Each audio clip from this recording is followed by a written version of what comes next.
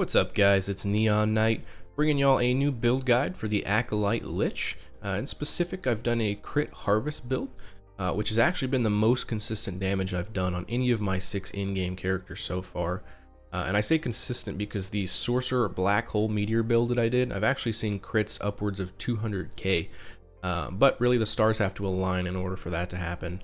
And in this build, I get about 3 to 4k crits on tanky boss mobs, and 10 to 20k crits on regular mobs, so it's pretty crazy, and I'm actually attacking really fast as well. Overall, this character is super fun. You're basically dashing around constantly with Reaper form and doing a lot of damage. And for defenses, I've really only focused on resistances, a bit of glancing blow, and a bunch of life leech. So in general, it's pretty easy to gear out this character too. So one of the things that I like to do in my builds is just straight away hop into a map, and show y'all what the gameplay looks like, and if it's something that you guys think you're interested in, you can stay a little bit longer, and we're going to go over more in depth the gear, the passives, and the skill tree. So let's just hop right into it. We're going to be doing a low level monolith. As you see, I've only completed 3 so far, so it's going to be a 4 chain. Don't worry about that, because when we chat about the gear, I'm actually going to have on the left side of the screen an arena run that was about 200 to 220 planned for you guys, so you can see what the in-game gameplay looks like. This for the monolith is just because once you log out, if you disconnect, anything like that, it actually resets your timeline back to 0, and it's a pretty big bummer when that happens. And that's what happened to me. I think I was at like a 40 chain and got reset, and I was just like, no thanks, don't want to do that again, because it takes a couple hours to get up to that point. But I can definitely do it. I think I've gotten up to a 57 chain on this one in particular.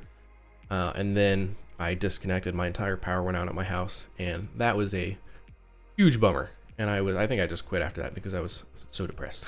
But yeah, so let's just do a regular random one, doesn't even matter. Let's pick this one, we'll start, we'll go into it, and we will talk about the gameplay, the skills that I've been using, how I'm using them, kind of what my focus is when I'm doing the monolith, and then go from there. So as you can see, my health starts out at 86. The reason for that is because with the Lich, you get a lot of passives on the skill or on the passive tree that make you do more damage, but you actually take a % of your life, of your current life, over time. And I have quite a bit of those nodes, but that's honestly not a big deal at all, because one attack from my harvest will bring me to full HP with the amount of leech that I have. Another big thing here is the wandering spirits. As you'll see, I'm always clicking that because it gives me a lot of attack speed. So as you'll see here, 1, and it's pretty much bringing me to full health, but that was only the 1 mob, so there was a crit, so that one went up quite a bit. So hit your wandering spirits so you can get that extra attack speed. Go into Lich form, and make sure you're doing the Mark of Death, because that makes you deal double damage. So quite a bit of damage. As you can see here, that's a super tanky mob, and it's doing 5k crits, and it's doing it pretty frequently. One of the other things we'll chat about when I see it happening is these hungering souls. So anytime you get hit, there's a % chance for you to launch out a bunch of souls.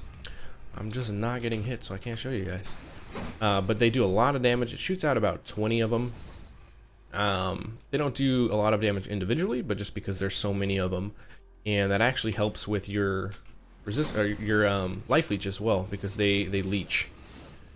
So a bunch of dashing around, doing damage, throwing up your wandering spirits for your melee attack speed, throwing your Mark for Death, and that's how you do most of your damage.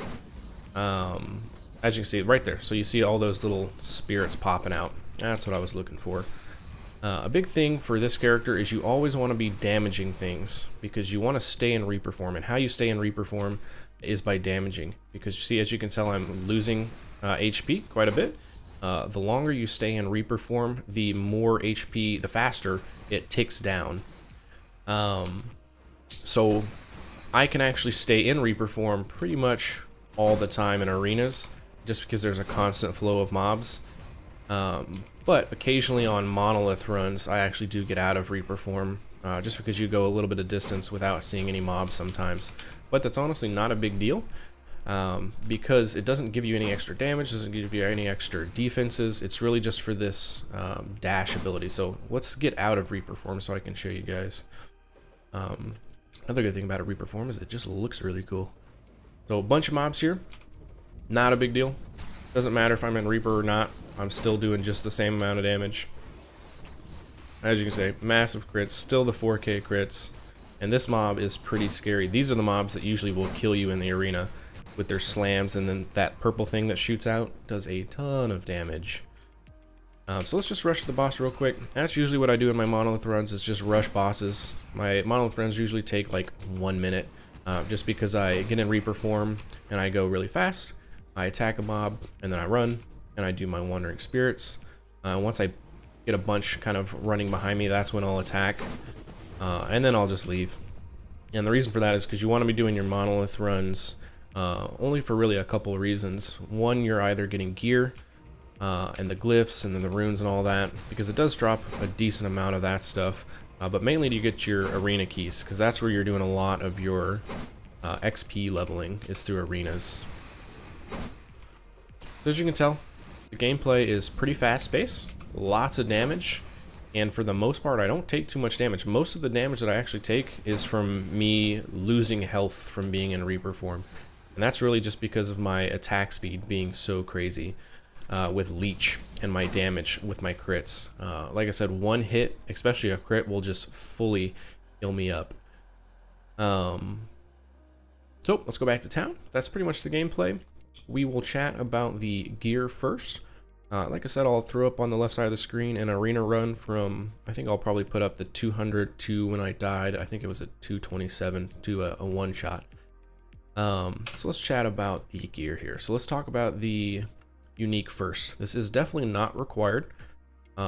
There's just a couple reasons I went with it. One, we're actually dealing necrotic damage with this build, so that's the number one damage source for us is necrotic. We only do necrotic, so 80% necrotic is not bad. A little bit of armor, and then it gives a defensive layer here, so 20% of void and necrotic damage taken as physical damage. So that actually converts that damage into physical damage, which will then go against your armor. And I have a decent amount of armor with this build as well. So let's kind of go piece by piece, just so you can understand kind of what specific mods that I've been going for with this build. My amulet here actually is not made for this build in particular. That's one of the good things about Last Epoch, is you can gear share between your characters. What I would do here instead is, instead of that damage over time, I would have necrotic damage. I just haven't had a chance to craft that because I run out of my crafting materials pretty fast. I craft quite a bit. When I find stuff off of the ground, I will craft it pretty instantly, just so I can have more chances to get those tier 4 and 5 pieces of gear. But yeah, so on here, it's the base for the attack speed. The big thing here though is the damage leached is life, because like I've been mentioning, leech is super important so you can stay in Reaper form. And that's actually a global leech. It's not melee in particular, so all of your damage sources can leech off of that. You'll also notice that I have health on pretty much every item, and I also split my resistances on all my pieces except for void protection. You'll notice here I have a little bit more void protection than everything else, just because the void mobs deal so much damage. That's pretty much what I die to on every character in the arena, is the void mobs, and I think that's what I died to on this character in my 227 run, was a giant one shot from a void mob.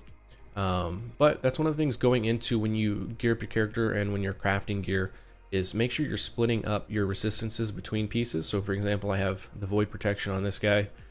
I have a little bit more void on this, but for example on this one I have the poison, and then also this one I have necrotic, right? So I'm splitting it up. Just know that going into when you're crafting, so you can make the right choices on which piece has which resistance. So let's go to the chest piece here. So I have, like I said, I have a chance to receive a glancing blow. I don't have too much. I think I have 33% total. And basically what this does is, anytime you take a hit, you have an X% chance, so in my case 33% chance to take half damage. So pretty decent overall. I have vitality, health, and elemental protection. The only pieces I have elemental protection on my gear is my weapon and my chest. But again, 50 health, so health on everything. The vitality, I think you get 15 vitality, or I'm sorry, 15 resistances for void, necrotic, and poison per vitality. So having vitality on a couple pieces of your gear, if you're going for resists, is pretty big. Going down to my belt, so I actually went for double chance to receive a glancing blow on this one. You can either get the one with armor, you can get the one with health, and then I went with health and a little bit more void protection. My rings here, I went with necrotic damage, and then I went with the set health per item equipped, and health, and then 1 resist per each of my rings, so 18% per equipped item. So the fact that I have 2 of these, and they both have the 18 on it, so I actually get double. So it's just a little bit more health. That's one of the reasons I have such high health pool on this character. It's almost 1,000. That and my gloves over here. So it's got the leech, it's got a whole bunch of melee attack speed, it's got health and health percent. So that's one of the reasons I have a lot of health, and that's pretty good for me, because as long as you don't get one shot on this build, you pretty much don't ever die, just because you're swinging so fast, you're critting so often, and you have such a high amount of leech that you leech up to full and from 0 in 1 hit on most cases. My boots here, I have more glancing blow, I have some vitality, some health, and some movement speed. My relic here, I went for more damage, so it's a critical strike multiplier relic, and I have necrotic damage, some more multi, some health, and some resist. Now for the crazy one, my polearm, you definitely want to go, if you're going to be going crit, you want to go with a polearm or a spear, because it gets you that base critical strike chance. On top of that, I went with some more melee critical strike chance, so that adds to your base, so that 13%, it goes straight to your base. I went with necrotic damage, some health leech, and a ton of elemental resistance. That's actually the most I've seen on any weapon that I've gotten so far, was that elemental protection. And a big piece, a tip for you guys, when y'all are crafting your gear sets for your characters, I would probably go with spend the most amount of time on your weapon, just because it gives you so much either damage or resistances or defenses. In this case, this item is probably carrying me quite a bit. This is what's having me have the ability to get up to that 40-50% chance to crit. And then so much extra necrotic damage and so much leech. A big thing for you guys when y'all are playing the game is just look for items. So this one is the Rancer polearm, right? So when I'm playing the game, in order for me to have gotten this, I was I was looking at every single Rancer, even if it was blue, yellow, didn't matter. I was looking at them. And the reason I would do that is because I was trying to find one that had 1 to 2 affixes that was what I wanted. And I finally got the ones where it had 2 tier 4 affixes that I wanted. I think it had the leeched and then the crit chance. And then from that, I was able to craft this a lot easier just because it had those high tier affixes already on it. So that's pretty much my gear. So we'll go down to here. So this is pretty much all interchangeable for between uniques as far as when you're leveling up. It's not as big of a deal. These are some of the pieces that I use when I was leveling up, and you guys can definitely use. This is just a very basic sword, a lot of damage for lower level. It's only level 15 and it gives quite a bit of damage, so I would definitely use this when you guys are leveling up. This carried me for quite a while. The gloves here, so health, bunch of dodge. This is definitely, you would not use this in game when you have crits, but it's a really good leveling up piece. I think I used this from 45 to like 60 or so. What level is this? So yeah, 60. So that's when I stopped using this so I could go crit. But it gives a whole lot of melee attack speed, and that's why this is really good with some life and some dodge. This one was a low level glove, so only level 15, and it gives 45 melee damage. So this mixed with this was a ton of damage. That increased damage taken is really nothing. You can't even tell the difference. I would have these on all of your characters when you're leveling up. It's so good. Movement speed, and then with this, so a 20% chance if you have both of them, to summon an illusionary tree when hit. So basically that is like a taunting tree that just kind of sits in the background and all the mobs go to that. It's fantastic. It's a huge defensive thing. Bleeding Heart, this is not too crazy just because there's not that many stats on here, but it's got the leeched as health, and it's a level 8, so that's pretty good. And it's on the melee attack speed base. I also have this. I use this on most of my melee characters.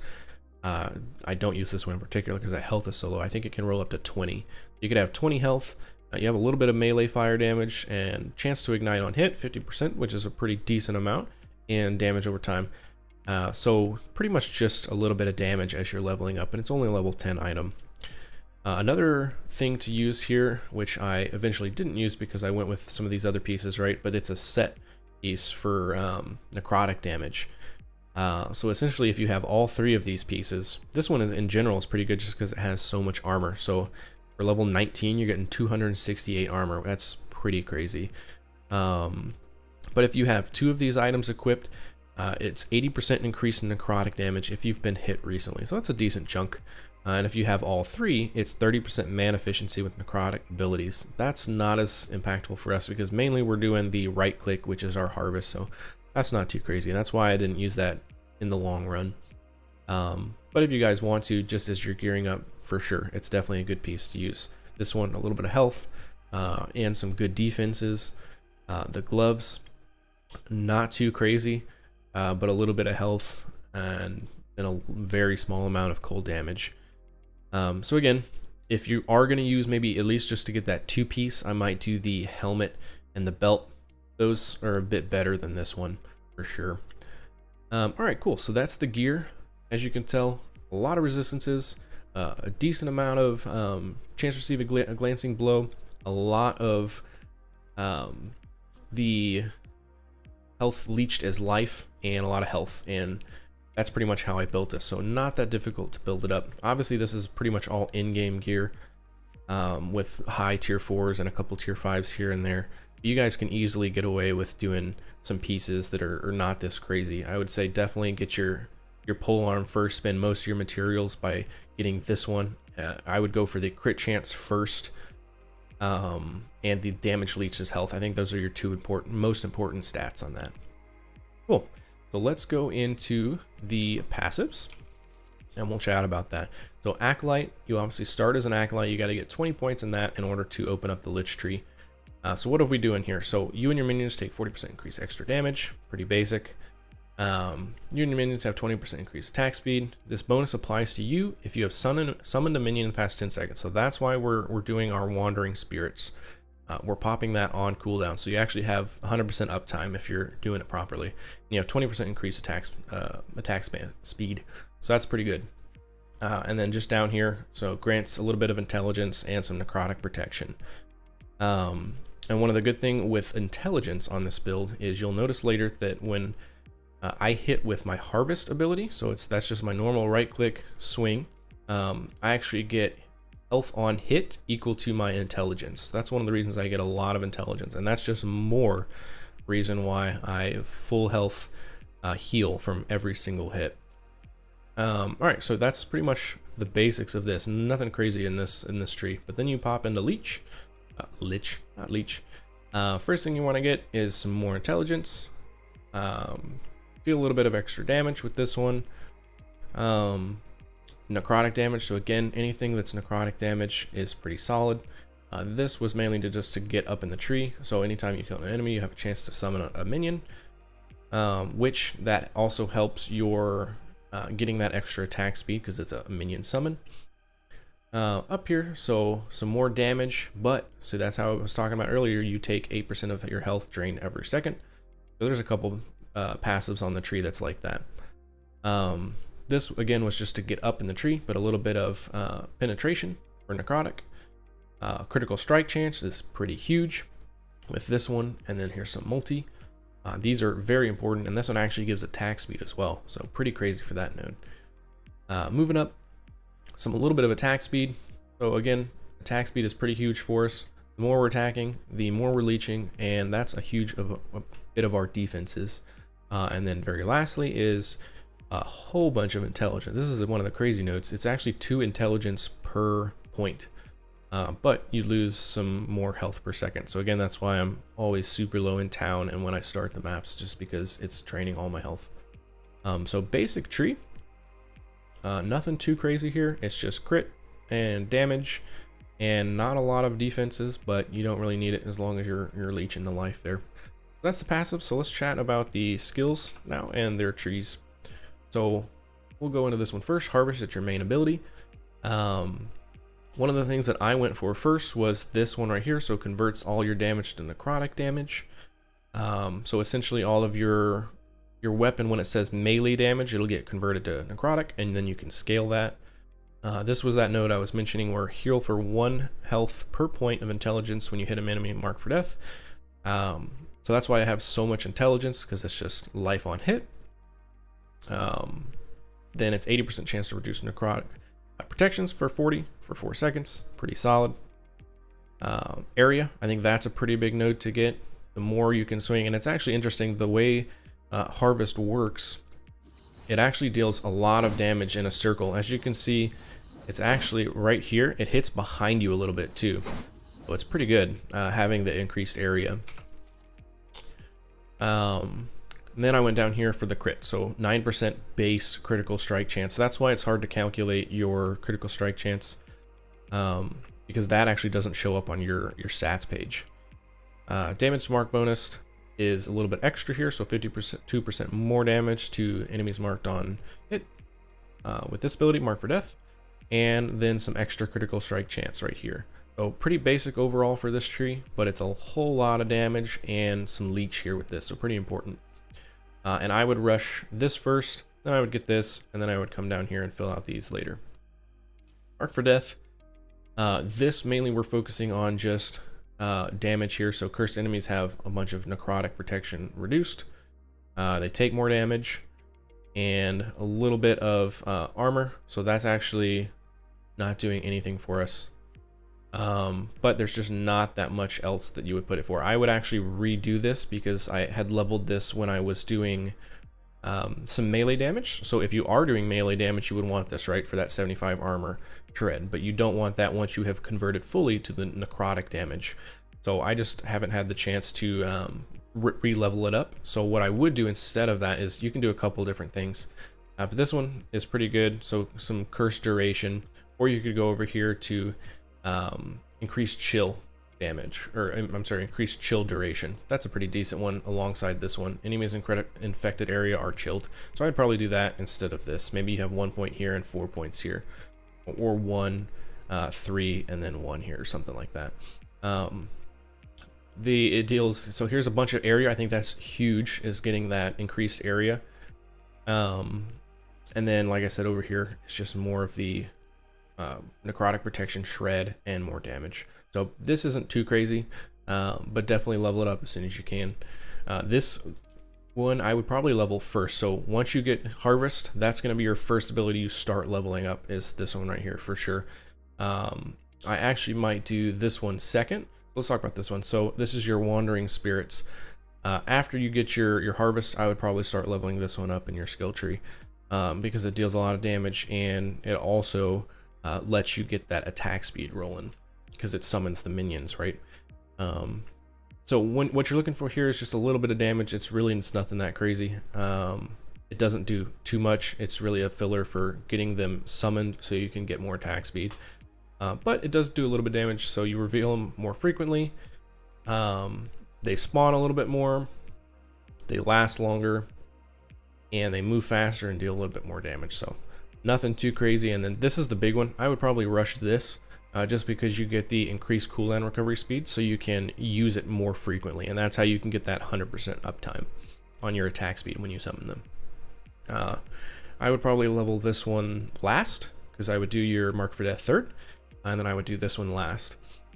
So this is what I was talking about with the Hungering Souls. So 5% chance to on cast Hungering Souls when hit. So when I am hit, I have a 5% chance with just this node to cast all of those Hungering Souls.